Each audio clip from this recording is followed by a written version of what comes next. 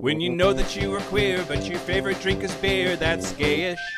You can bottom without stopping, but you can't stand going shopping, that's gayish. Oh, gayish, you're probably gayish. Well, life's just too short for narrow stereotypes, so it's gayish. We're also gayish. It's Gayish with Mike and Kyle. Hello, everyone in the podcast universe. This is Gayish, the podcast that believes the biggest travesty of our time is that ranch has been demonized by the media.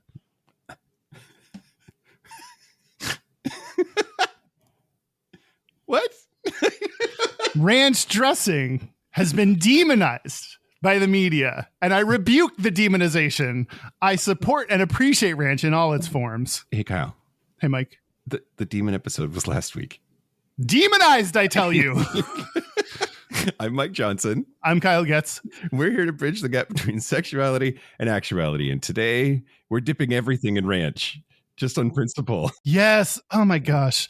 I love dipping things in ranch. It's like celery is a conduit for eating ranch. Pizza, celery, carrots, M&Ms, everything. Well, M&Ms. Okay. We found my line, and it's right before M&Ms. Wait, is it demonized by the media? Like, why did you say that? I'm so confused. Oh, you don't have to think about everything I say. I mean, usually I don't. Okay, good. And that's why this works. Oh, God. Okay. Well, here we are. We're going to talk about vanilla. We're going to talk about vanilla. Another poll victory by yours truly. But okay. What? We'll talk about it later. Okay, we'll talk about it later. But first, I don't think we have any but firsts. We're caught up on 100 words. Use my hole, everybody. Yeah. Happy Pride Month. It's still Pride Month. Yeah, happy Pride Month. I hope you're celebrating in whatever way you can. And there are lots of ways to celebrate Pride that can include going out to parties and getting smashed or getting laid, but it can also mean reading a gay book or watching a gay TV show or meditating or hanging out with a gay friend or coming out or, I don't know, staying in, whatever. There's lots of ways to celebrate gay pride. It's Pride Month. You can get smashed. You can get smashed. Both options. Both options. Yep. So many ways. Okay. Yeah. Here's the news. Shut your mouth hole. It's time for your ear holes. News. Well, news the first, Kyle. Happy Title 9 month. Yeah. Right. Jesus. The dickbag fuckface asshole administration in the United States has declared June to be Title 9 month.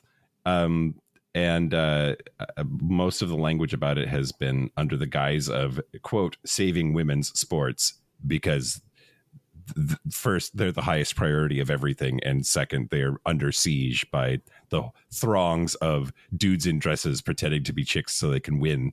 Yeah. Oh my God. And then rather pointedly made it clear that it's not Pride Month, it's Title 9 month. And fuck that guy. I like how that doesn't deter, like, we don't need any kind of official recognition. Jesus Christ. We don't need any official recognition to make it Pride Month. Like, it will always be Pride Month to us deep down in our hearts. And you can say it out loud if you want to as the government.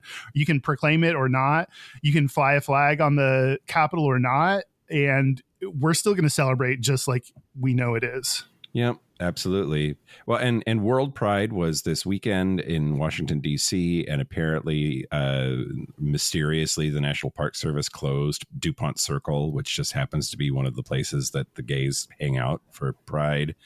And there was some bullshit about, like, it was unintentional or whatever. Oh, sure. And it was eventually reopened. And then the USS Harvey Milk is being renamed, so we don't have a faggot on the side of one of our battleships anymore, or whatever. And so the Advocate wrote this article that I thought this paragraph was exactly right. Quote: "So now, as Trump tries to replace Pride with a twisted version of Title IX month, we remember Pride was never something he could take from us." Yeah. Trump can keep us out of parks and ban words. He can cancel parades. He can rip our names off ships, but he cannot stop us from marching, and he cannot erase who we are. That's beautiful. Yeah. Yeah. And they went on to say that like a lot of corporate sponsorships are drying up because it's no longer politically or financially expedient to be so pro-gay during Pride Month. And this like sort of rah-rah, we don't need them anyway. That was never what Pride was for in the first place. Pride is not a sponsorship, they say.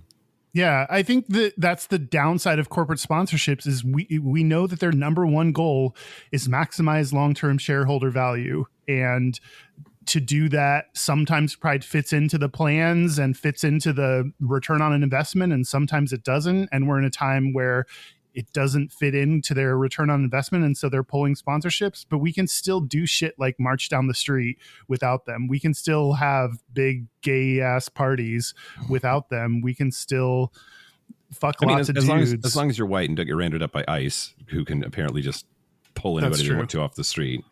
Yeah, that's true. Sorry, you were saying an awesome thing, and I made it sad.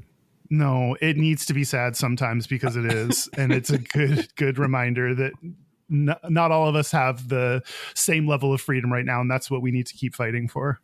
Yeah, and like, if it's not safe for you to march for whatever reason, that's fine. White people, it's safe for you to march. Get off your fucking asses. Yeah. Yeah. Okay. Anyway, fuck that guy. Fuck his administration. Fuck everything. And pride your asses off, everyone. Pride real hard. Yeah, pride real hard. News the second. Yeah. On X, formerly known as Twitter, the @Sesame Street account tweeted, "On our street, everyone is welcome. Together, let's build a world where every person and family feels loved and respected for who they are. Happy #Pride Month." And no Republicans responded, and everything was fine. Everyone was totally chill about it. It was a totally normal tweet that no one worried about. Oh my God. Mike Lee, who is a senator from Utah, responded or retweeted or whatever the twits do. Re-exed. Ugh, God. I don't know. Federal funds aren't for grooming through Sesame Street characters or otherwise. Defund PBS. Republican U.S. Representative Andy Biggs of Arizona said PBS is grooming children on America's taxpayers' dime. This is unacceptable. Congress must defund them and hold the executives accountable. Imagine being pissed about about puppets saying that everyone should be loved, like every family is valid, like that's so not controversial that it's like it just they can get pissed about everything. Everyone should be loved and feel welcome. That's a totally innocuous statement. Yeah. Yeah. Jesus loved everybody, Kyle. I'm sure they would figure out a way to be mad about that.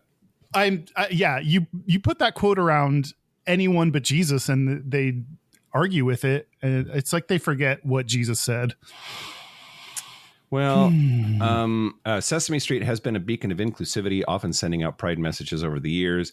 It has frequently featured entertainers from the queer community, such as Ian McKellen, Brandi Carlile, Billy Porter.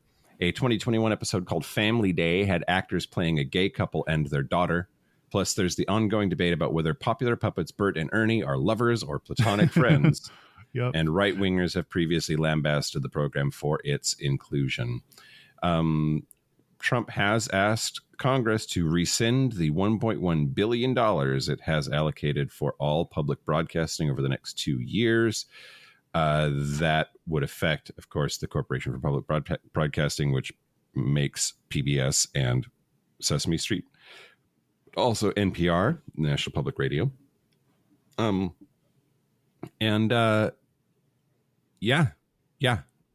I don't know, Kyle. I don't know how we survive this. I think we're going to get a Democrat into office in 3 and whatever years, and they're going to undo all of this. I think we just got to like hold on by the skins of our teeth until then and just make it through. I don't share your optimism, but okay. Well, I mean, I do. I share your optimism that a Democrat might get elected and might be able to undo all of this stuff with a Congress that is, enough Democrats to have any modicum of power. Yeah. I don't know that that's going to make it better. I think that they're going to get more mad before they get less mad. Like I keep thinking in my worst, darkest feelings, I think about the fact that Germans finally got their shit together when they figured out to be ashamed of their history. Like things had to get completely out of control and fascist, and they had to kill 6 million Jews so that they could then realize, oh, fuck, that wasn't a good idea. And they've worked really, really hard since then to combat the forces of culture that led to what happened there in the 40s. And I think it's going to take some kind of like clear transgression and maybe an armed conflict before the seeds of fascist horseshit that is the MAGA movement are stop being sown or whatever. I just don't know what they do when he's out of office and like they're going to have to find a new figurehead. Yeah. And I don't see who that is. Like, I don't think it's JD Vance. I don't think he's the new MAGA, golden boy. So I don't know. I don't know. If Trump were smart, he'd be like grooming the next person to take over. Yeah. But then he would have to admit that he's going somewhere. Yeah. Yeah, totally. They would take a little less ego from him to be, and a little bit of intelligence to do that, which I don't think he has either. Yeah. Yep. If there is any like potential silver bullet here, it will go in that orange noggin. Oh God. I think that him dying is like maybe how this thing finally does implode. I don't disagree with that. That's one possible road to salvation, Kyle. But people will still be mad. They're going to be mad for a while. And I have been saying on the show for a really long time, it's going to get worse before it gets better. And I think I still think that. Yeah, I mean, we still have 3 and some odd years of being under him, which there's a lot of damage that can do during that time. So everything's bad and you should feel bad today. Yep. News the last, Kyle. Yeah. I like this one. Okay. A bridge lighting kicked off Pride Month in Jacksonville, Florida, and private citizens turned the bridge into a rainbow. The Acosta Bridge on Sunday took on the colors of the rainbow. The pictures are really, really great. It's people standing with colored flashlights in the order to make the rainbow across the span of the bridge. But it almost didn't happen because of a suspiciously timed bridge closure. Wouldn't you know it? The bridge had to be closed the night of the event. Jesus Christ. It was the Main Street Bridge that they did it over last year. And Matt McAllister is the guy who has been coordinating this event. Where is this? Jacksonville, Florida. Oh, okay. Florida. Oh, boy. Wow. This is a good place to do it because they need it. Yep, exactly right. And something about his spidey sense told him that they needed to have a plan B. Now, in 2024, after the Florida Department of Transportation under Governor Ron DeSantis decided it would celebrate Florida's Freedom Summer by Jesus Christ, lighting all state-managed bridges in red, white, and blue from Memorial Day to Labor Day, a time span that means that these kinds of pride displays would be less effective. Anyway, so he last year said, well, fuck your red, white, and blue bridge. We're going to make this bridge rainbow, the Main Street Bridge. And then started planning for it to happen this year. The Florida Department of Transportation said that the Main Street Bridge was going to close at 9 p.m. So they didn't really announce it. It was on their website, but the organizers got wind of it, and they're like, okay, so now what do we do? So then they said, okay, well, the sun goes down at 8:20. If they're closing the bridge at 9, we'll do the rainbow at 8. And then wouldn't you know it, they're like headed to the Main Street Bridge, and at 8:00 the bridge goes up. It's a drawbridge. The bridge went up, and oh my goodness, it's stuck in the up position. You can't. Jesus Christ. So they did have a plan B, however, which was the Acosta Bridge. They used chalk marks to show where the colors should change, and they had also chalk marked that bridge just in case they needed it as a backup plan. They kept that backup plan a secret because they felt like every time that they would make a change to the plan, then the Department of Transportation was onto it and would fuck them some other way. Yeah, they'd give the Main Street Bridge some Viagra and keep it up. Yep. Yeah, exactly. Anyway, so this time they went to the Acosta Bridge, which was not closed, was not in the upright position, and had this beautiful rainbow. And I just love that, like, through perseverance and planning, they could not be stopped. And I think it's a wonderful story. Usually it takes a lesbian to be that organized and planned out. So Right. good work to that one homosexual who actually is organized enough to figure out a backup plan and have that ready to go. I agree. Yeah. Or maybe there is a lesbian in charge. Maybe there's a lesbian Like behind the scenes that's like, hey, faggot, listen up. That's have the another news. plan. Speaking of other plans, we need to make other plans for our Patreon because we have no new members that signed up this week. But I will still promote its benefits. If you want to use Mike's hole, if you want a signed t-shirt, if you want to join our quarterly happy hours, and most of all, if you want to support our show, then go to patreon.com/Gayish podcast. If you want Derek to continue to get paid. If you want Derek to actually make some money, Well, because of all the work far, Kyle. He makes money. He does work for us, and he deserves money for it. So if you want to help support Derek's salary, go to patreon.com/Gayish podcast. Do it. You want to talk about vanilla? Yeah, let's talk about vanilla. You were the one that put this on the poll. Why did you want to talk about vanilla? Because I think that cake and cookies are delicious. No, you don't. Oh, you're right. I don't like desserts. It's because I have sometimes described myself as vanilla in a sexual sense, and I think that word has a lot of interesting things to talk about. And yeah. I thought it would make a good episode, so I put it on there. And the Gap Bridgers agreed because 50% of them voted on vanilla. So that one won. I will say that I won the popular vote. I'm Hillary Clinton in this scenario. Yeah. I won the tiebreaker vote, which is the rest of the non-Gap Bridgers, the rest of the Patreon supporters that support at a $5 and up level. It's another benefit. Hint. But 45% of them voted on pigs. So I'm excited. Our bonus episode this month is going to be pigs. Yep. It is wild to me how very, very different the Gap Bridgers are from the other categories of human, apparently, who listen to this podcast. We have decided that our Gap Bridgers are distinctly weird people, and they have weird tastes. Then again, they voted on shit that we put up for them to vote on. So when they vote on weird shit like vanilla, then we can't blame them because that was your idea. It came from your brainhead. Yeah, it's yes. I think I know them, Guile. I think I get them. I didn't get them last month when I won. Well, that's true. That's very true. But yeah. We're going to talk about vanilla. We're going to talk about vanilla. Okay, Kyle. Okay. We have a lot to talk about. We've got a whole show planned or whatever, and yes, we have an entire episode planned for you.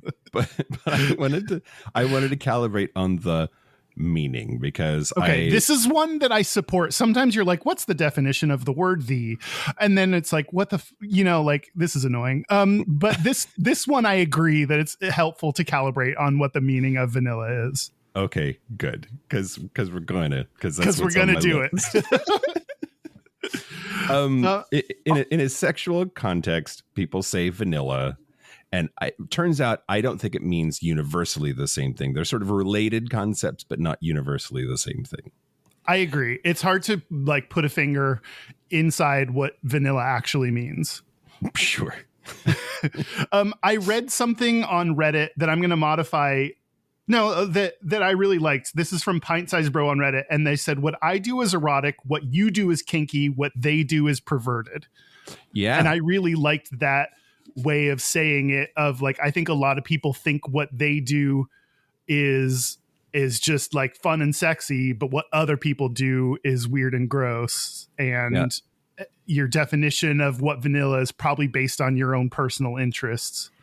Yeah, I like that 3-tiered cake too, because there definitely is like the people that you talk to might be into something, but you're not going to go so far as to say that it's perverted unless, you know, if you do think it's perverted, you're probably not going to be their friend anymore. Yeah, exactly. I had the whole thing just of like whatever I do is vanilla and whatever somebody else does is kinky. Like, you know, kinky is what I won't do, but other people do or something. Yeah, who are kink affirming. Yeah. People that are in the this does not apply to people that are in the kink community, because I feel like they would take pride in the fact that they're not vanilla. I think vanilla is kind of derogatory. Is it? I think it's used in a derogatory way. Like, I don't think people want to be vanilla. I do. Derek is excitedly vanilla. He's before we move too far past this thing, is vanilla the opposite of kinky? Huh. Yeah. I think there's a spectrum that ranges from vanilla to kinky. Okay. Yeah. There's also, I think that there's a middle part. Like, it's a spectrum. I think that there's a spectrum. Yes. A spectrum on which one end is vanilla and the other end is kinky. And there's like a wide various places on that spectrum that you could find yourself, or you could find different activities placed depending on who you ask. Yeah. What activities do you categorize as vanilla? Oral, missionary. Okay, but missionary straight or gay missionary? I think in the gay world, just like missionary anal is still vanilla. Okay, because that's one of the questions I had. Is anal? Some people don't. In the straight world, anal might be not vanilla. That might be kinkier. And in the gay world, there's a whole universe in which the phrase vanilla gay sex is just a conflict in terms and doesn't compute. So just any kind of gay sex is automatically by definition not vanilla. Yeah, because we're breaking the norms of convention of what's expected out of sex. Yep. Yeah. Yep. Any I'm sure that there is a Christian puritanical view of what vanilla sex is, that is just like normal straight people sex for the purpose of procreation, preferably missionary, right? Yeah. Anyway, I have a little bit of Gata on anal. You do? Yeah. Okay. Just a hint of Gata on anal. Do you do that now or you do that later? Oh, I could do it now. Do you want me to? It's up to you, man. Okay. It's your show. I mean, but it's yours too. Sometimes it feels like mine and sometimes it feels like yours. Depends on the episode. This is a study called Sexual Behaviors and Situational Characteristics of Most Recent Male Partnered Sexual Events Among Gay and Bisexual Identified Men in the United States. That's a mouthful, I hope. Rolls off the tongue. They did an internet survey where they collected data from more than 24,000 gay and bisexually identified men years 18 to 87 from all 50 states and the District of Columbia. Good work. Sorry, U.S. territories. You're Guam. not included. Sorry, Guam. Sorry, Guam. We don't apologize to Guam enough. They said the most commonly reported behavior was kissing. I don't know what they said. Kissing a partner on the mouth. I guess because you can kiss other places, but this was specifically kissing a partner on the mouth.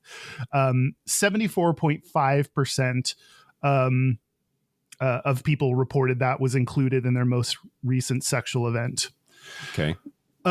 Which that leaves a quarter of people that didn't include kissing on the mouth as part of their most recent sexual event. So are these the DL guys that are like, I don't kiss, bro?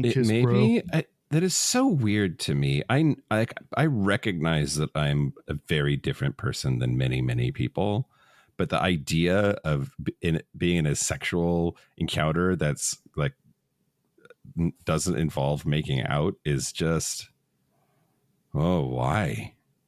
Yeah, sometimes when you're ass up, then your mouth doesn't get included in the. That's fair. That's fair.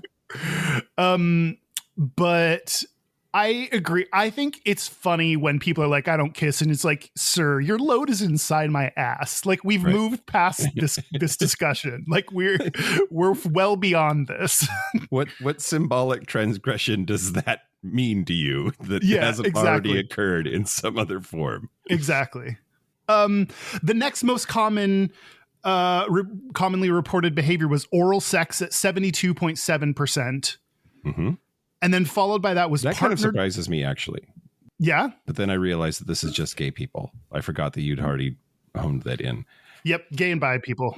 In my head, straight people don't do oral nearly as much. And I would have expected that number to be lower. But I think gay particularly especially like the pleasure gap, which we talked about last episode, is like women don't receive oral as much when you're straight.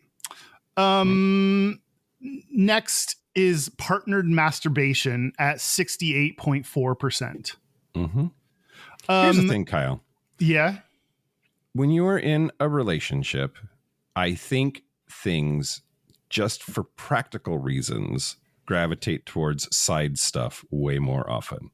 Like in a straight relationship, when you have a self-lubricating vagina that is like pretty much ready to go whenever it needs to be, that's way different than needing to clean out for anal and clean out. And that process takes a while. So first you got to get horny, and then you got to clean yourself up, and then you've got to get back to the like we're gonna fuck now. I think that like a blowy and a handy is so much easier than that whole thing, that you end up doing that way more often than you otherwise would. Yeah, who's got time to douche every day? I mean, when you're looking for a boyfriend, I think you do before you head to the bar, and then you're like ready to go. But like when you're living together, like not so much. Yeah. Sometimes I'll wait and like I'll log on to Sniffies, and then I'll like if I lock someone in, then I'll be like, okay, I need like 30 minutes, so don't come over until then. Yep. Anal. This is what we're really here for, is the anal. Anal intercourse occurred with 37.2% of the participants. A third.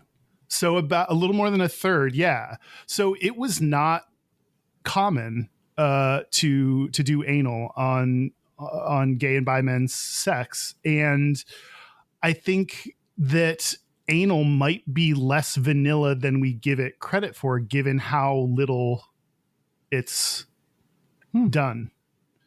Other fun data: sex most likely occurred in the participant's home at 46.8%, which that's a lot of sex that occurred not at the participant's home. Well, okay. I was just thinking that like was that 46%. That means it was, if it was somebody else's house. Maybe someone else's house is part of that. Yeah. Okay. I didn't think about this math. Something about this math makes me think that there's a percentage though that it was not in a house. Yeah. It included hotels at 7.4% and public spaces at 3.1%. Okay. Which I would include public spaces as kinky, as not vanilla. Mm-hmm. So yeah. So I think the original question that I had was, is anal vanilla? And I don't think anal is vanilla, given it's not a majority of people that have done it in their latest sexual hookup. Yeah. Queer people, majority of queer people. Yeah. Straight people are also a thing, kind of. Barely. But I agree that there's a double standard at the very least, that like to straight people, anal is like, oh my God, the shin-shi, that's wild. Like that's definitely not vanilla for straight people. Is that a Mortal Kombat character? Shin-shi? Yeah. What's that mean? I don't know. What's shin-shi?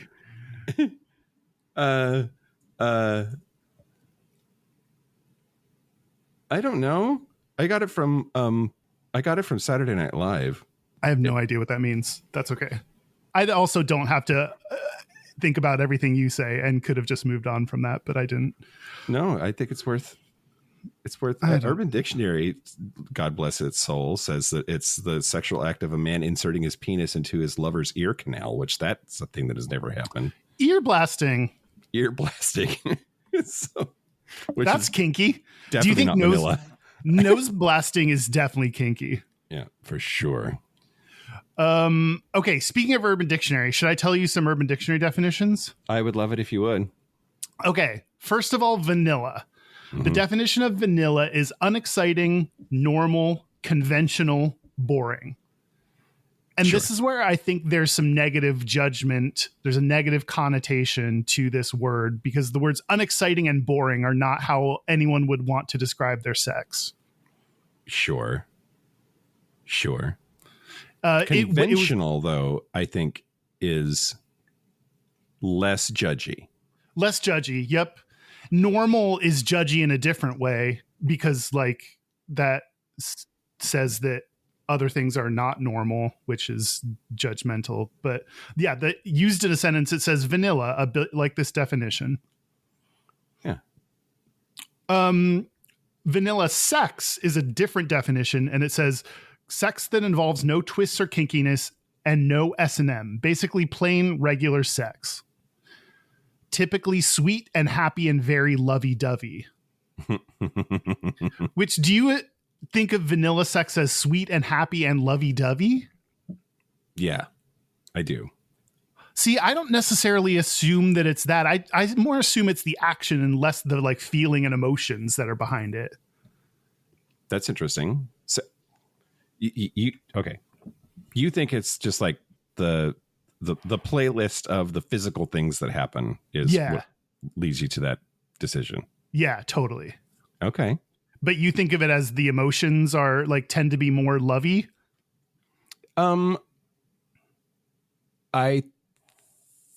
Maybe this is projection on my part. I don't know. Like it seems like the things that get lumped into the category of vanilla are less intense.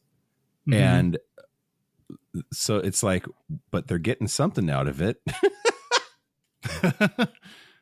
So I assume that it's more about the connection and passion and like, I have some things to think about, Kyle. I think I'm kink shaming without even meaning to.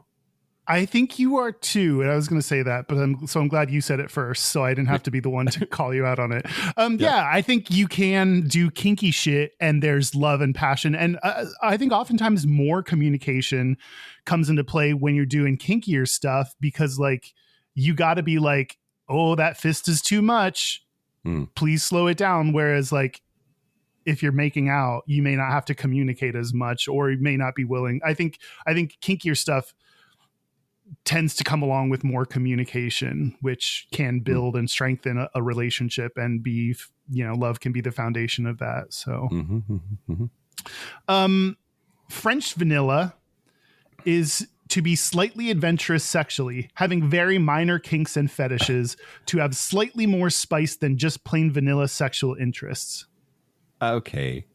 What is a minor kink? That seems like pretty judgy now. Like there's a spectrum of kinky, and like we're gonna look down on the stuff that's just like dipping a little toe into the lake kink.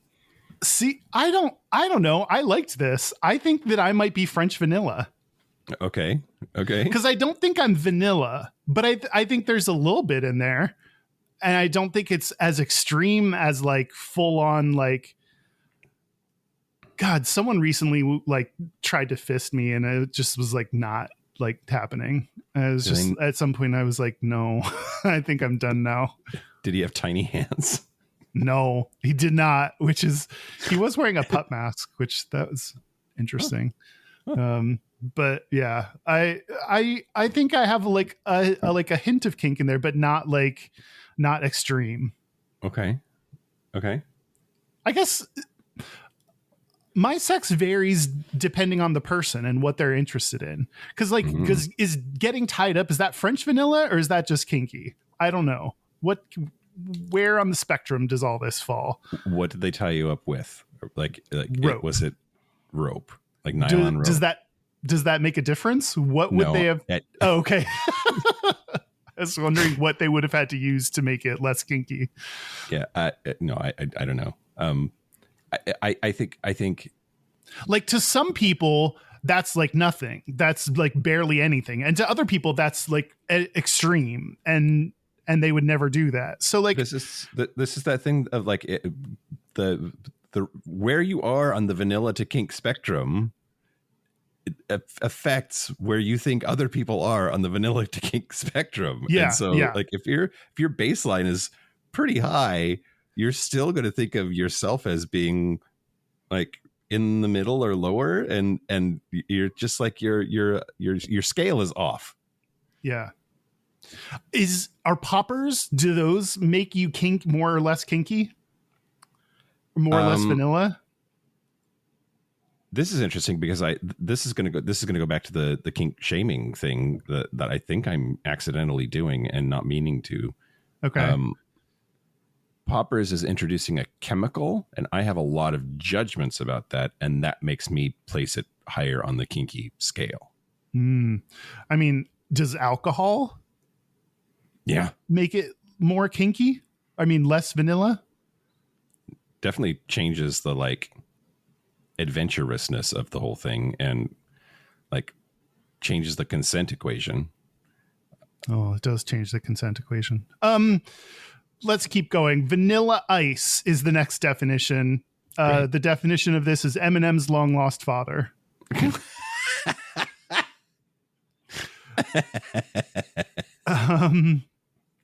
Let's see. There's vanilla Coke. The definition is the drink of the gods. I mean, I like vanilla Coke, but come on now. It's not that high up for you. It's not. No. Okay. There is. Do you like vanilla Coke? I don't drink vanilla Coke. You so drink I don't know. Regular Coke. It's the weirdest thing about you. I don't. I just drink. What's wrong with regular ass Coke? It doesn't fit. Every time we go out and we're like, you order a regular ass Coke, and I just am continually surprised by that because my brain refuses to put Coke drinker in your profile page in my brain Rolodex. We've talked about my feelings about Diet Coke. Diet Coke is a scam. I know. And yeah. And I drank one. You know how they say names on the side? Yeah. One that I drank, I looked at it and it said cis. And I was like, this is homophobic. I don't think they're allowed to do this. You can't call me cis. I don't know you that well. At first I thought CIS. Like, oh, no, cis, like SS. The next word that I'll define is vanilla face. Okay. 2 definitions. First is a term used in referring to a white person, which I like that. The next one is one who has gotten a cum shot to the face. This had lots of downvotes, so I don't think it actually means this. I don't think this is an actual thing that people use. Vanilla frosting, you got frosted, you got glazed, jizz all over your face, all of that. I'm here for that. Yeah. There's vanilla ice cream, which is another word for cum, jizz, or semen. Okay. This had an equal number of upvotes as downvotes, so people net neutral opinion on this. I think word. People are correctly ambivalent about this one. Yeah. Okay. Fair. The last one is vanilla pudding. You are correct. Your noise is correct. The first definition was just a vanilla flavored dessert. The second one is cum, or the combined cum of partners. Kind of got stuck in my teeth, Kyle. Is it cum? I don't think so. But like, you're going to take a bunch of jizz from multiple people and like swirl it around to make a pudding. That's hot. It's not. Go for you. Good for you. I'm gonna yuck your yummy cum blizzard or whatever you're making. But You can turn my mouth upside down and it won't fall out. That's Urban Dictionary. Wow. Okay. What? Interestingly enough, you touched on a fuck ton of stuff that I'm going to actually talk about in the history of vanilla. Oh, no way. Yeah. It's pretty great. Okay. So, I'm not going to go into like too much of the like history part. Like vanilla is a plant and it's an orchid, and you've got to like trick it into making these beans that's you scrape the pods out of the bean to make vanilla. And I'm not going to talk too much about like the biology of it, the cultivation of it, but it is definitely from Mesoamerica. It is one author said that it was as quote, as Mexican as chilies or coffee or chocolate. I think I wrote that down wrong. Oh, what's it supposed to be? He didn't say coffee. I just wrote that down because I'm tired. As Mexican as chilies or chocolate.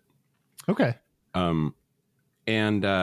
So it was definitely used by folks in and around the Gulf of Mexico, into South America. Sorry, the Gulf of America? Okay, whatever. And the evidence that has been farmed since at least the 12th century. And mostly it was used as a ingredient in cocoa or chocolate drinks, hot chocolate drinks. And that's also how it came to Europe. So Hernan Cortés brought vanilla and chocolate to Europe in the 1520s. And that's when we started getting access to it. It was heinously expensive. And for the longest time, people couldn't figure out how to grow this stuff intentionally. Like you pollinating these things so that they would create the pod so that you could make vanilla out of it was like a problem that people had been working on for a while. And it turns out that in 1841, this boy named Edmond Albius, who was a 12-year-old enslaved person, lived on the French island of Réunion in the Indian Ocean. And he discovered that he could hand pollinate these things. So he would take a needle or other small application, like a stick or something, toothpick, and get a little bit of the pollen and like poke it in there in the right spot, and then it would make the pods happen. And what's and wild, he earned a lot of money from this discovery. Earned a lot of money as an enslaved person. Yeah, exactly right. Well, so first, this guy named Jean-Michel Claude Richard falsely claimed to have discovered the technique 3 or 4 years earlier. So he was like, I discovered that 3 or 4 years ago, and this boy stole it from me. And so he made a play for it that way. And then they realized, like, why would an 8-year-old steal this like ridiculous way of manipulating plants? And why would you let this 8-year-old? Anyway, it was just wild. You're right though about this guy Albius's sort of life. He didn't make any money from it at all. In fact, he struggled even after emancipation, and eventually when France outlawed slavery, he like had to work in a kitchen for a long time. And Albius is actually a last name that he invented for himself, and he invented it from alba, meaning white, because of the vanilla orchid's color. He just loved vanilla flowers. He was convicted of stealing jewelry and sentenced to 10 years in prison, but The sentence was reduced after 5 years. The governor gave him clemency because of the enormous contribution to vanilla production that he had done. But he died in poverty in 1880. But yeah, these things, vanilla, like the flavoring is very, very difficult to make. And in fact, there's most vanilla that you find is fake vanilla. They figured out how to make vanillin, which is the chemical that gives it its flavor, in other ways. So they still make vanilla from vanilla pods, vanilla beans. But basically everything that is made from vanilla beans, the flour was hand bred. It's like the most expensive plant product on earth, second only to saffron. And that's because it's so difficult to make. Yeah. It's like me when that guy was trying to fist me, hand bread. Yeah, exactly right. Derek shakes his head no. Okay, so then the word vanilla, it's interesting because technically, like chemically, vanilla is a very complex flavor and is not boring at all. And so, like, why did it start to become synonymous with like plain or boring? Because that's like the default flavor of ice cream. It's the default flavor of ice cream. That's how. So the French really? started using. That's it? Yeah, that is. Yeah. Ha-ha! So, the I French am started, the history now. Nope, I'm taking over the history segment from here on out. This is my show. Yeah. So, which the vanilla in vanilla ice cream is synthetic. It's not from vanilla pods, but that doesn't matter. Yeah, it's mostly because of the influence of ice cream and how ice cream got super duper famous, and vanilla was like the default flavor, and you might add other flavors to it or whatever, but like at its base, ice cream was vanilla, and so that became default, and then that started being used for other things in the like basic default version. Also, I forgot to say this earlier, but the word vanilla comes from the Spanish vainilla, which is a diminutive of vaina, meaning sheath or pod, and that has the same Latin roots as the word vagina. So vanilla literally means little vagina. Oh, do you want some little vagina ice cream? It doesn't have the same ring to it. Doesn't have the same ring to it at all. Okay, so I don't know how to make this happen, Kyle, but I promise there's a concept. Okay. I support this, whatever it is. So there are a lot of places that will tell you that the word vanilla in terms of sex came from gay culture. Oh, so we started everything. It was first used in the early 1970s, as early as 1973, according to one gay slang etymological dictionary that I apparently need to buy a copy of. And do we need we haven't shouted out our library in a little bit. What dictionary is this? It is the... Oh, you don't have to look it up if it's not right there. No, I'll come back to it. Oh, sorry. It's Bruce Roberts' 1972, The Queen's Vernacular, a gay lexicon. Oh, interesting. And one definition from that slang dictionary says that vanilla is, quote, a gay bar that is not sadomasochistic. And the other definition is a rigid or conforming goody-goody person. Oh, it's more about the person, not the sex. More about the person, not the sex. But then if we go to that first definition, it's specifically not S&M. And so there are a lot of things that are... This creates a third category, that it's not a spectrum of vanilla to kinky, but that it's a triangle. Like there can be things that are S&M. None of them are vanilla, because S&M and vanilla are opposite. But there can be things that are kinky, but not S&M, so they can be vanilla, at least according to the like original. Yeah, interesting. What's something that's kinky that's not S&M? Nipple play. I don't know. Oh, okay. Food. It's like Vanilla pudding. salad tossing. Oh. Yeah, Maybe. is eating ass vanilla or kinky? It's not S&M, so at least according to the OG definition, it could still be, it's vanilla because it's not S&M. Yeah.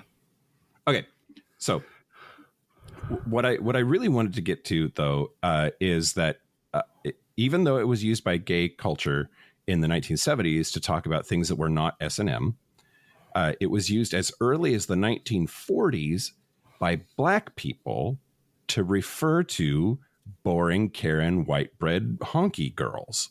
And that's really funny. So this is yet another example. So between that boy who invented the way of pollinating vanilla, having his work get stolen by a white dude who wasn't gay, by the way. I wanted so bad for that French guy to be gay. he had like 9 kids.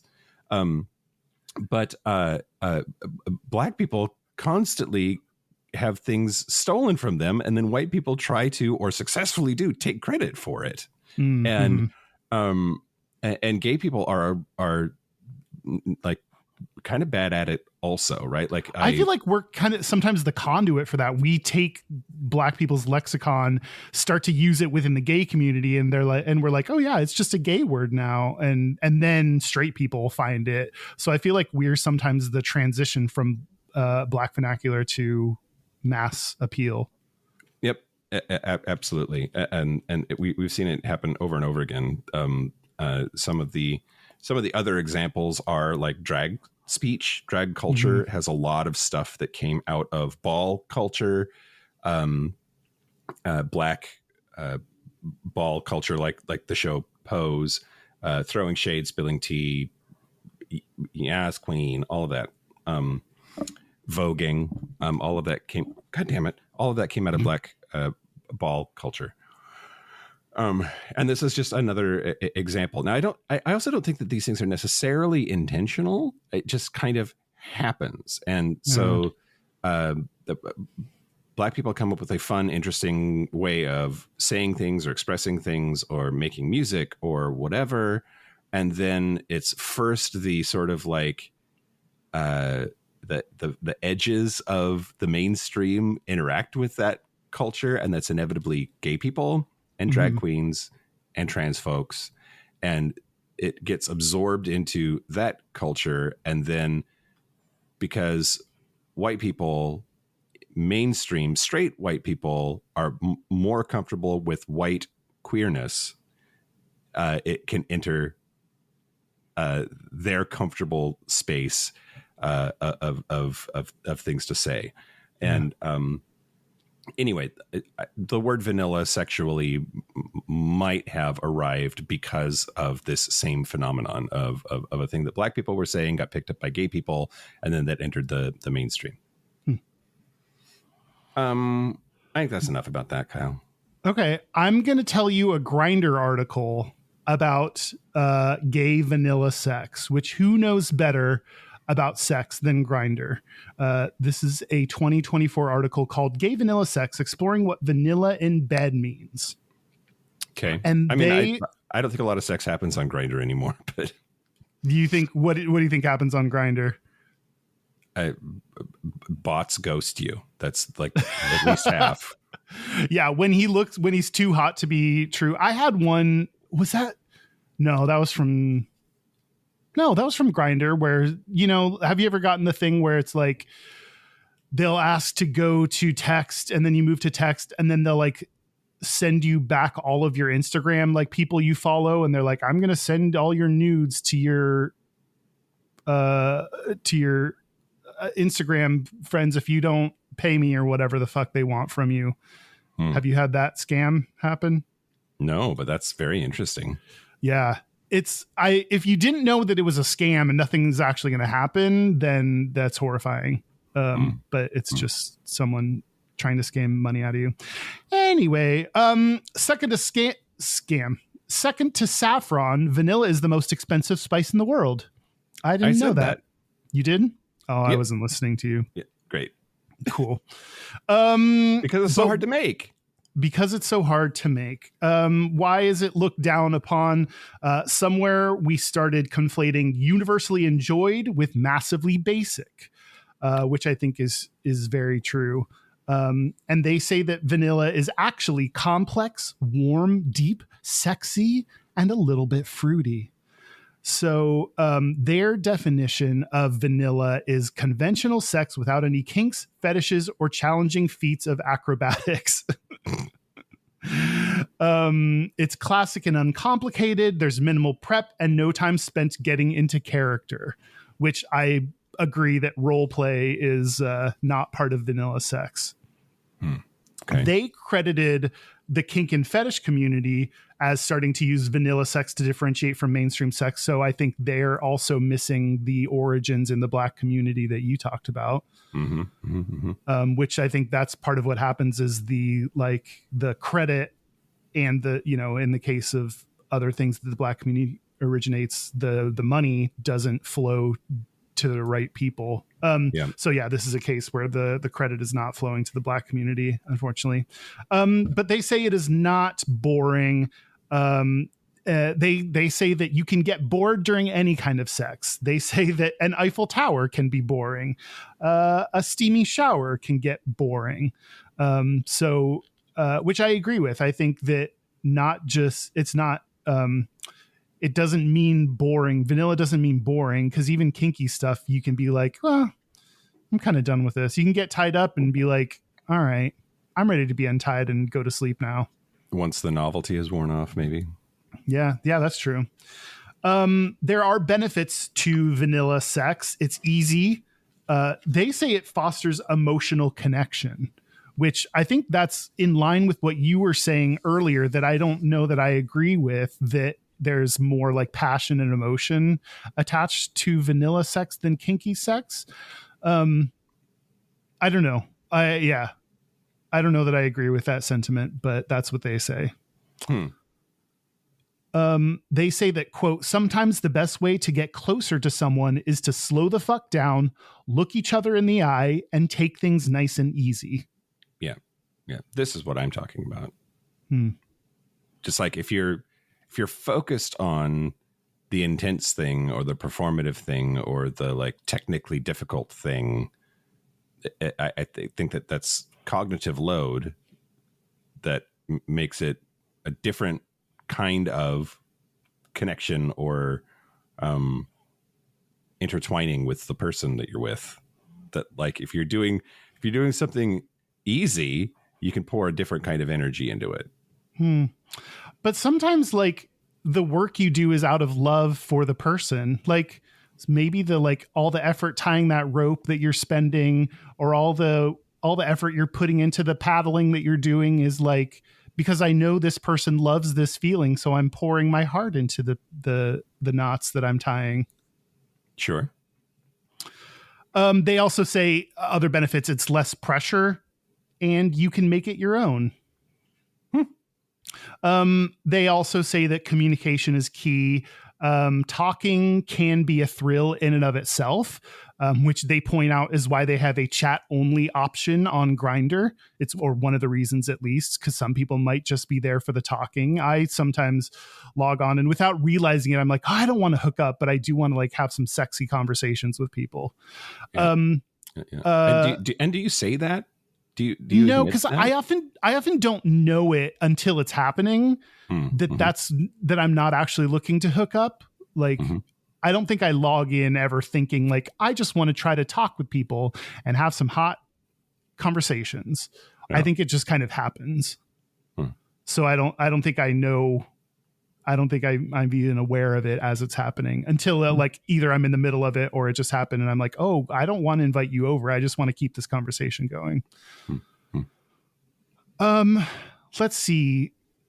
They do say that sometimes people interpret asking for something new in the bedroom as a sign that what's been happening hasn't been working, which I think that's some millennial bullshit.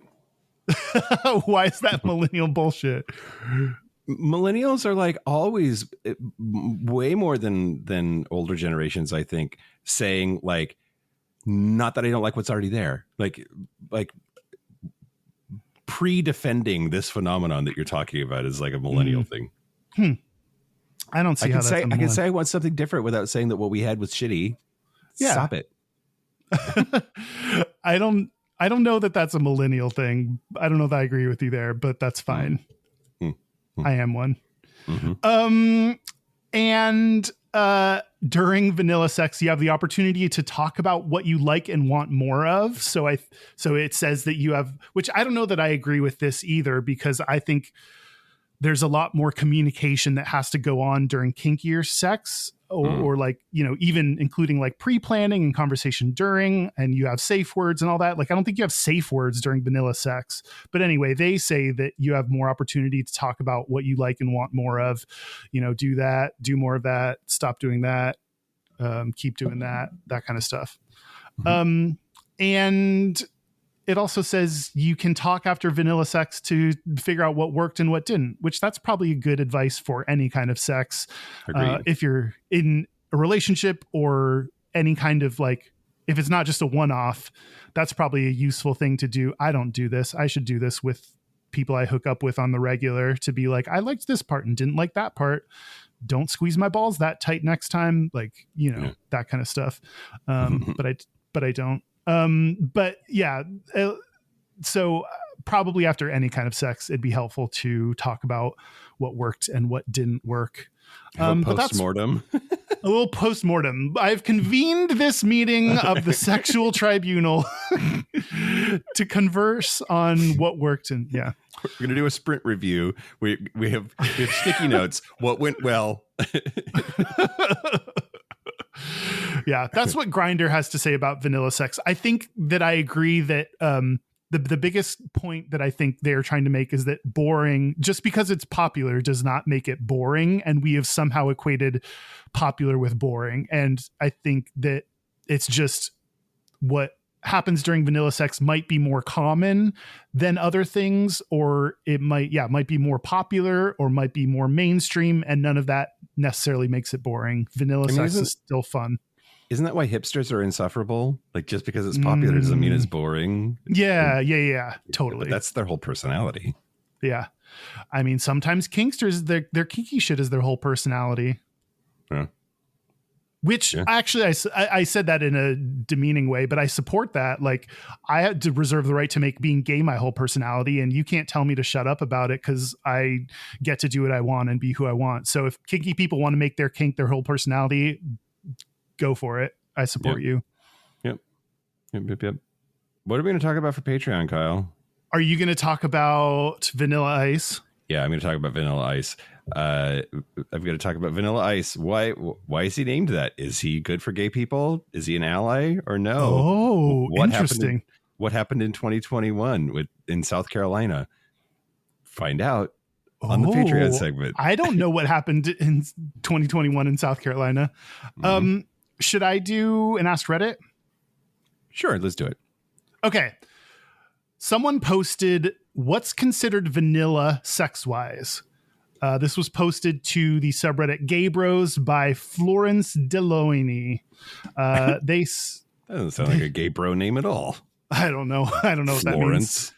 Usually there are references that I probably don't understand. Someone will be like, it's from that anime. They said, I never thought of myself as being vanilla, but for a few years now, most guys I find seem to be interested in really kinky shit, and I kind of find it a turnoff. I was talking with a guy that wanted me to go to his place, fuck him without seeing him, and go after coming. And like, there's no way for me to get hard enough to perform in that situation. Like, I need deep kissing, full body contact, caresses and cuddles, mutual blowies and handies to get me going. I don't think that's making love in any way. It's just standard sex for me. Am I too vanilla for today's gay zeitgeist? This is interesting, Kyle. This person is describing, well, first of all, there's a lot to respond to there, because like, the phrase making love is not what it has to be all the time. Sex does not have to be that. So let's not make that the bar. Right. Yeah. But also, I'm with him in the like show up, fuck a person without ever seeing them or talking to them, and then just leave would not work for me either. Don't create a t-shirt that says I'm with him, just in case you were considering it. Yeah, that you need some kind of connection with a person in order to have sex with them. Like that's fine if that's not your thing. I also don't think of that as being super kinky. You don't think of like having sex without ever seeing them, a non-sex, as being kinky? Well, I'm like, I just don't think it's super kinky. I think it's somewhere on the spectrum, but like, I don't think it's vanilla. I forget exactly. No, it's not vanilla. I'm not saying that. But like, whatever phraseology he used was like crazy kinky or really super kinky. What did he say? I find he talked about people being into really kinky shit. Really kinky shit. Okay. Yeah. Yeah. Like, you don't think that's really kinky? I don't. I mean, I think it's kinky. I think it's pretty kinky to be like not want to see their face and just kind of fuck something and go. Is a glory hole really kinky? Really kinky shit? I just feel it's so hard. I feel like being gay throws off your, like, what does kinky mean? It's so hard when you're gay because like you hear stories, we talk about things that are like would be outlandish to our straight friends. Yeah, sure. And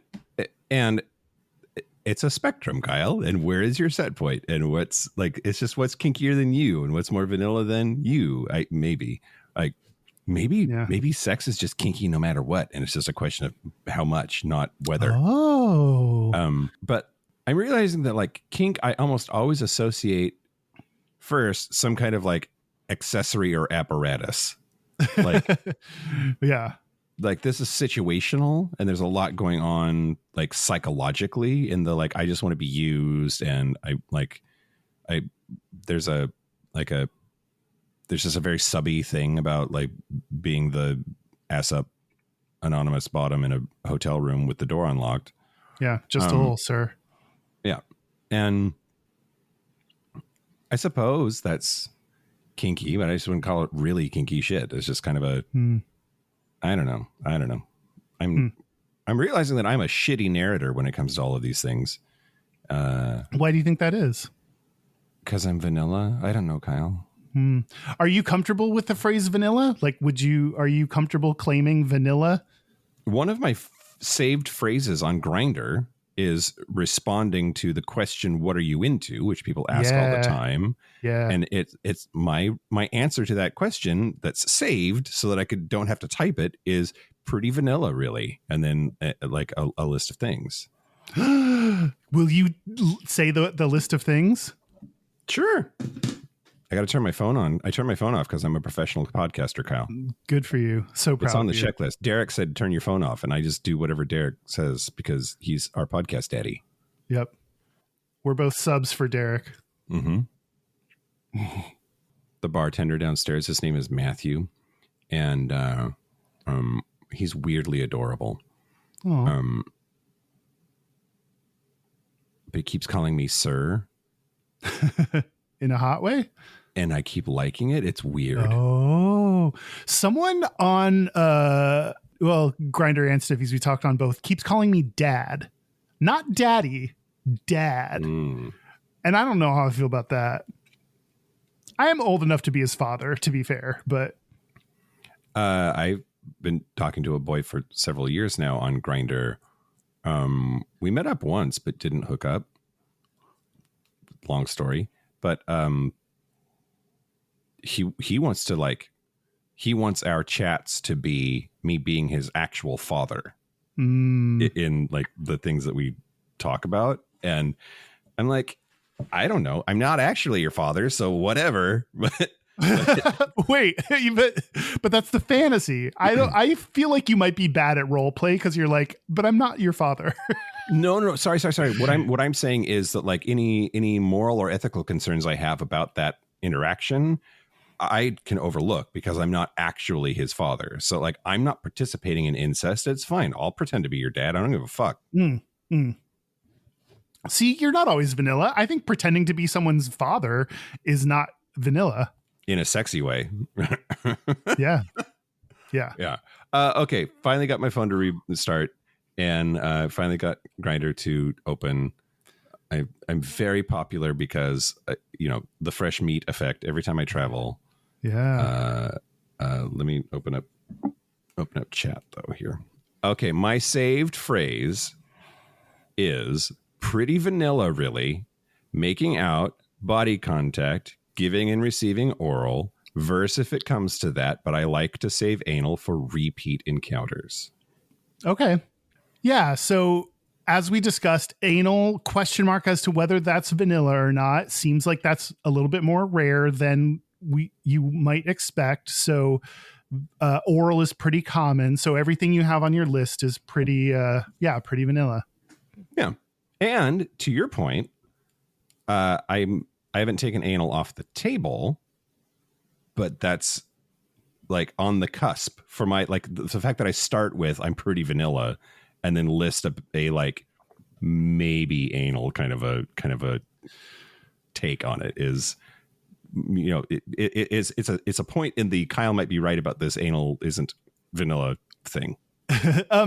Is there a reason you start with pretty vanilla? Because you could just list what you're into without placing any kind of like it's pretty vanilla, like, but is there a reason that you have vanilla listed initially?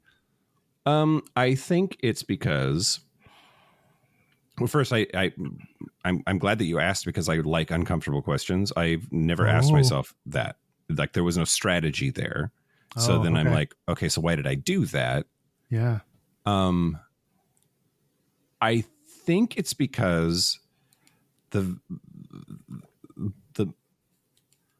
I attract a lot of like boys looking for daddies, and I think that they come in pretty hot with the like, I want to get used, I want to just be a hole for daddy, like I want to be roughed up even, and I'm trying to get in front of all of that. But like, I'm not trying to have a like. I'm okay with some power dynamics, but this is not going to be a dom sub thing. So let's get that out of the way right away. Maybe. Yeah. Yeah. I don't know. Do you want to save any? Do you want to share any of your saved? my saved phrase is the same thing as like, the answer to what are you into? And mine is making out, sucking dick, porn, cum, poppers, verbal, dirty talk, role play, bottom if it goes there, open to kinks. Oh, yeah. So there's some vanilla stuff in there, but a lot of non-vanilla options that are presented. Another saved phrase on my Grindr: you're into older guys. I'm not old, but I'm older than you.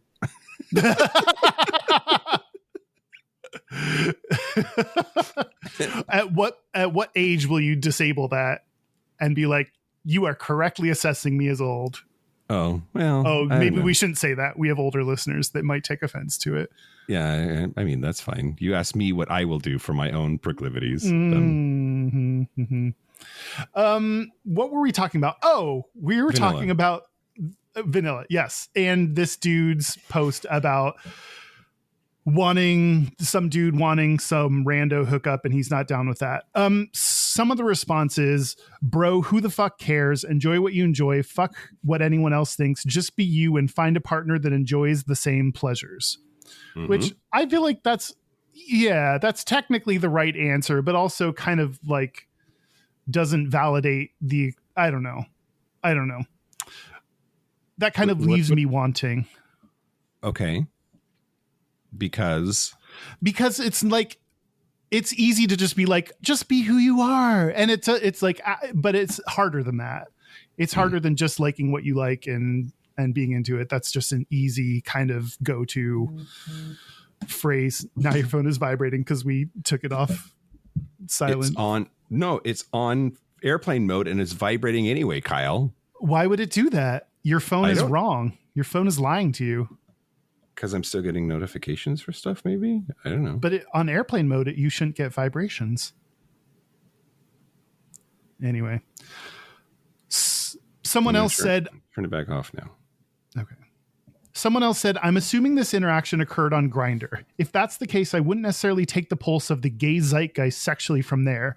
Any app designed for facilitating hookups that literally lets you add tags for kinks is obviously going to skew a bit towards kinkier men. That being said, there are plenty of quote unquote vanilla, whatever this means, gay men in the world, just like there are plenty of kinky gay men. You'll find people who are a match sexually. Okay. What? Okay.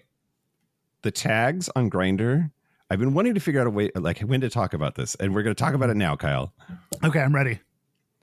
The tags, there's a whole, I turned my phone off or I would like read through them again. God damn it.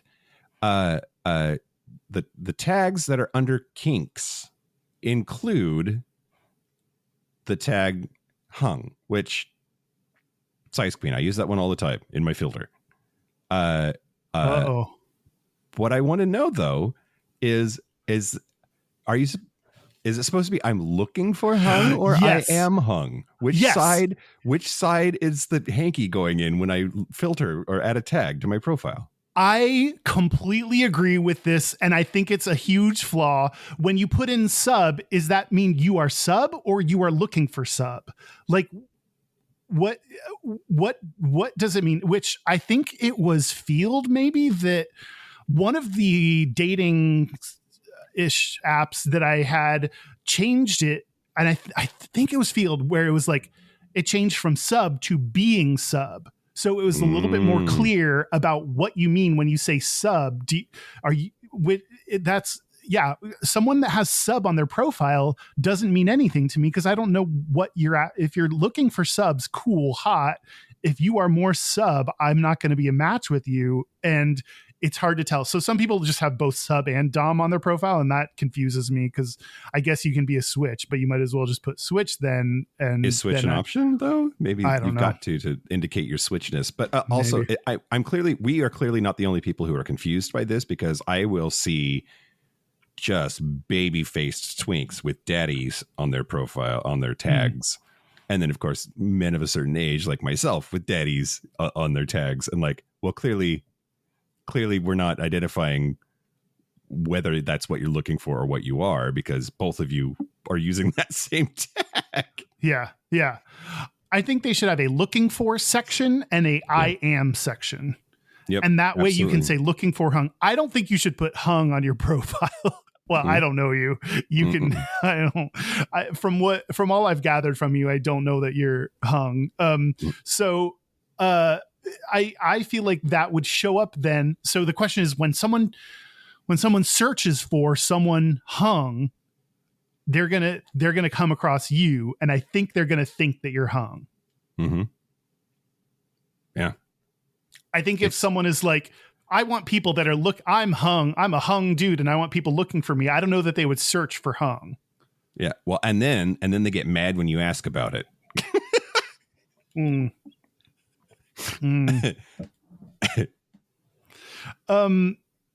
going to keep reading responses because let's see. Someone said, man, I wish I had someone to do what you like with. I don't think you're vanilla. You sound perfect in my mind. And then they just had like an entire response that was like, I was totally into you. I think this person fell in love with this person through just this one Reddit post. Someone else said, nope, perfectly normal. I hook up a lot and I always go full out. Kiss loads, ask when they like to be touched, lick and touch all over their body, rim as deep as I can, maintain contact during orgasm, lots of hugs afterwards. Even if it's just one time, I don't get turned on in situations you described either. There's no connection. For this reason, bathhouses can be rather hit and miss. You can still have loads of sex and tons of hookups, just communicate what you want and walk away if it's not your thing. You wouldn't have enjoyed it anyway. Which I think that's good advice. Like there's plenty of hookups to be had, even if you're vanilla. Plenty of loads in the sea. Yeah. Exactly. Someone else said, hey, at least vanilla is a flavor. As a homoromantic asexual, that's more than I have.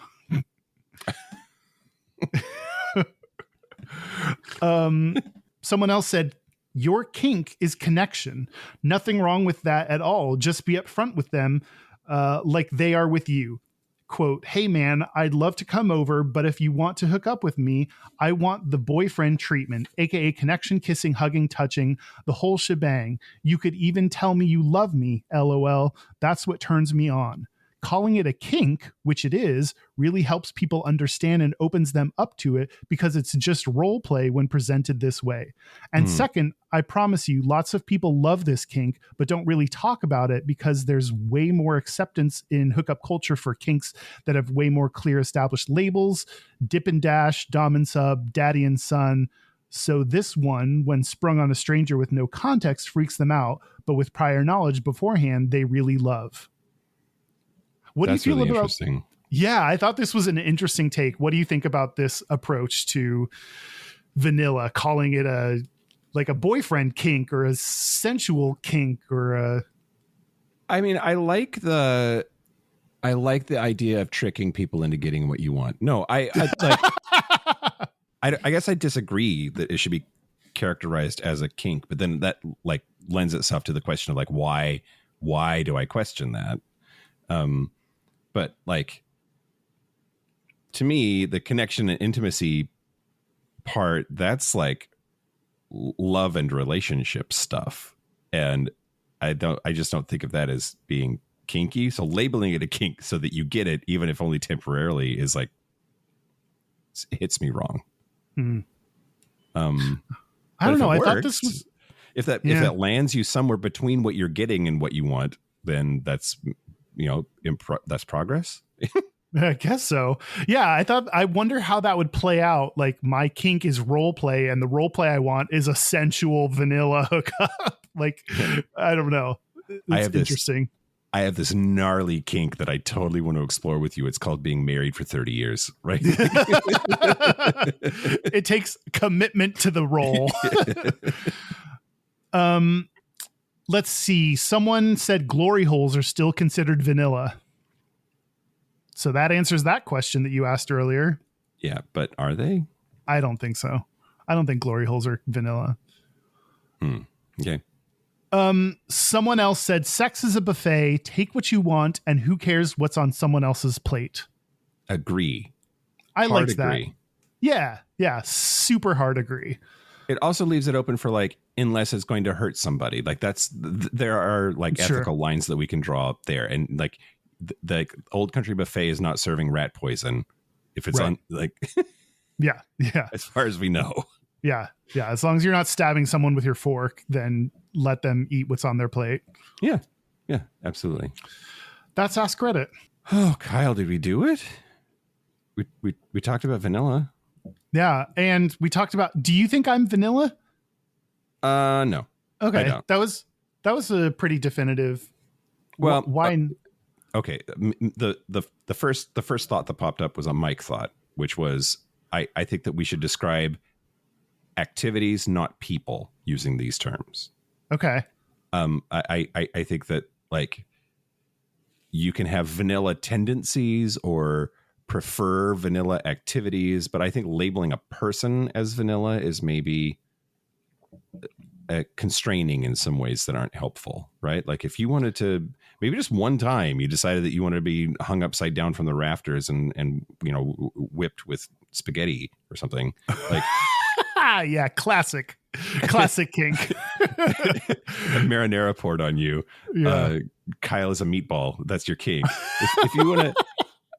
If you want to do that, and just like, I don't think that. What does that mean? Are you not vanilla now, or like? I just think no. You just did a not vanilla thing, and that was my initial thought. I think that your sex is probably kinkier than mine in general. But I don't think that I think of you as a kinkster, nor do I think that you think of yourself that way. Right. Agreed. Which is why I liked the French vanilla, because I feel like there's like an element of my sex can be vanilla. I like how you said, like, describing actions, not people. Like, my sex can be vanilla. I'm totally down for that. If you just want to make out and like suck dicks, like, or yeah, and sometimes anal doesn't have to be involved. We don't know whether anal is vanilla or not, but like, let's say anal is not vanilla. Sometimes like we can just suck dicks and that's totally fine. But other times, bumper sticker that says that sometimes we can just suck dicks and that's totally fine. And other times I do full on role play, or I get tied up, or I do the dom sub thing, or I usually kind of lean towards some kind of non-vanilla type thing in my sex. So, yeah. Yeah. Okay. I think we did it. Okay. Awesome. We did it. Should we take a break? And talk about Vanilla Ice? Yeah. In the Patreon segment, we're going to talk about Vanilla Ice. It's going to be great. Can't wait. Yep. Okay. Let's take a break. Let's take a break. This is the part where Mike and Kyle take a break. Okay. Are we back? We're back. We're back. We're going to do our Gayest and Straightest. We're going to do our Gayest and Straightest. But first, local gay bar review. I just remembered that those are a thing that I have to do. So now I got to pick one. Hold on. Okay. I'm going to talk to you about Greg's Our Place in Indianapolis. This one is a repeat for sure. So I've firmly established now that when I go back to places, I will revisit places and then they will get another review. Yeah. But I was there on a Sunday and it was the saddest version of a musical sing-along ever. Nobody was singing.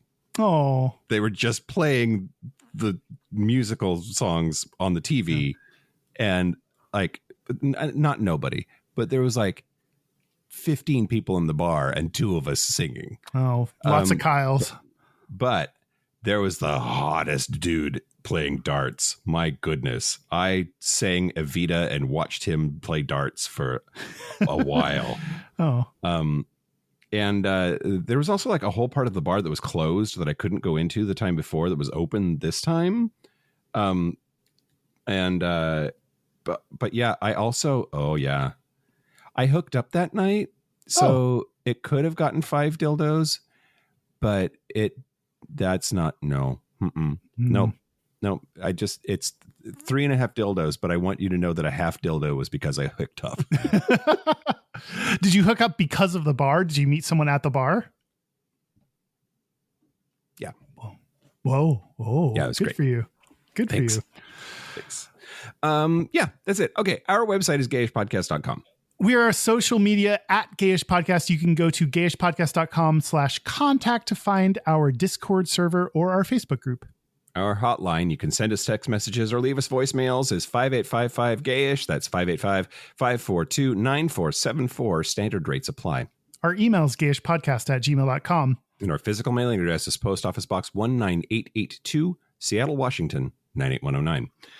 Hey, we've promoted our book enough that if you want to buy it, you know where to get it. And also sign up for our cruise. Go to gayishpodcast.com/cruise to learn more about our 2027 cruise. Yeah, it's going to be great. It's going to be fun. You want to do our Gayest and Straightest? Yeah, let's do it. Okay, do you want me to go first, Kyle? Yes.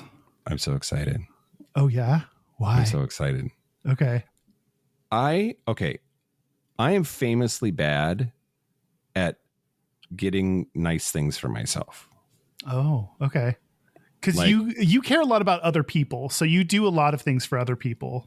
And experiences. I also will splurge for an experience, like meals or a trip or whatever. Yeah. I was getting out of the cab in Buenos Aires, and I had my luggage in the back seat with me, one of my bags, because I have these 2 giant bags that I have to haul around. One is just filled with work shit. It's work stuff for the events that we do. And one is my actual bag with clothes. I got out of the cab and grabbed onto the wheel to pull the bag out, and the wheel came off in my hand. Oh, so no. then I was like wheeling around a 3-wheeled bag through the lobby. And so got here to Boston, limped along with that until I got back to Boston. I bought myself a Toomey bag, Kyle. Oh, is that fancy? Should we be holding out for some sponsorship? It is fancy. I spent more on this bag than I did on my first car. Wow. Yeah. What makes it so good? It's Toomey, I guess. Okay. I don't know. No. So the gayest thing about me is that I bought a Toomey bag, and it has like buckles instead of a zipper, and it wheels like it's like butter the way that it rolls around, and it's a big bag, and I'm super excited about it, Kyle. I'm pretty and I deserve it. Oh, you do deserve it, Mike. For all the traveling you do, you deserve a bag you love. Yeah. And the straightest thing about me, though, is that I bought the black one because it was the most mask of the options in the model that I wanted. So nice. How about you? How about me? I promised this and I am realizing it. The gayest thing about me is doing my towels so that hookups have something to clean themselves off with once they are done with whatever non-vanilla shit we're doing. Yeah. My straightest is that I didn't actually hook up this past week. Oh, just didn't want to. I've been eating food instead. Oh, okay. You just moved on. There's a roulette of things, and like you moved on from dicks, and now you're to like. Yeah, I've been a slut for food. Great, I love that. Yeah. Now we have a listener's gayest and straightest. Good morning, Mike. Good morning, Kyle. This is David from North Wales in the United Kingdom and a little town called Nevin. So, first of all, by the way, you made me gay-ish. I have been listening to you since well before I came out, somewhat late in life. When I was straight-ish, well, there wasn't much straight in the ish, if I'm honest, but there we go. I am a proudly out gay man with a fabulous husband. Enjoy an amazing open relationship. But anyway, that's that. Just thank you for your journey with me. Thank you. You don't even know how much you helped, but you did. Anyway, my gayest and my straightest. So my straightest yesterday was changing a fuel pipe on my little Italian gelato van. Yeah, okay, gelato vans are quite gay, but changing a fuel pipe and getting covered in flammable liquid was quite fucking straight. I also grazed my knuckle. Anyway, that was my straightest. Having finished said fuel pipe, I then proceeded to arrange a threesome. Which turned into me sitting and listening to this guy who is very beautiful, and who I've had sex with before, bemoan the situation between him and his ex. I then took him to his best mate's house while he just popped in. 45 minutes later, I thought, fuck this for a game of soldiers, and drove home. So, no threesome. There we go. That's my gayest and straightest. Thank you, guys. Adore the podcast. Love the both of you. And, oh, by the way, I'm an ex-Jehovah's Witness. Love the J-dub mention. Take care. Bye. I mean, any auto repair injury is like pretty legit. Yeah. And it sounds like some emotional injury from that three-way that turned into just waiting outside. That sounds rough. Ex-J-dub. Wow. We get them from all different places. Yeah, we do. Do. Thanks for that. Thanks for calling in. If you want to give us your gayest and straightest, you can call the hotline. That's 5855-GAYISH. Standard rate supply. I want to thank anyone who's vanilla. I feel like you might get the brunt of some negative views of the word vanilla, and you're totally valid and deserve all the vanilla sex you can get. I want to thank, he's dead now, but I want to thank Edmund Albius, who is why we have so much vanilla today. And he deserves the credit that French guy tried to steal from him. Yeah. And I want to thank our super gap bridgers. Thank you to Locomotive, Simon Sriracha, Kaylee Adams, Kit Oliver, Kobe Gordon, Squaggle, Pip, Andrew Bugby, William Bryant, John Colley, Stephen Porch, Yost Osel, Jonathan Montañez, Forrest Nils, Steve Douglas, Explosive Lasagna, Michael Covington, Thomas B., Dusty Sands, A. Coleman, Chris Kajatorians, Jerome York, and Cian and Javi. Thank you for your support. Thank you for your money. That's it. This has been Gayish from the Chris Kachatorian Studios. I'm Mike Johnson. I'm Kyle Getz. Until next week, be butch, be fabulous, be you. See ya. You, be vanilla.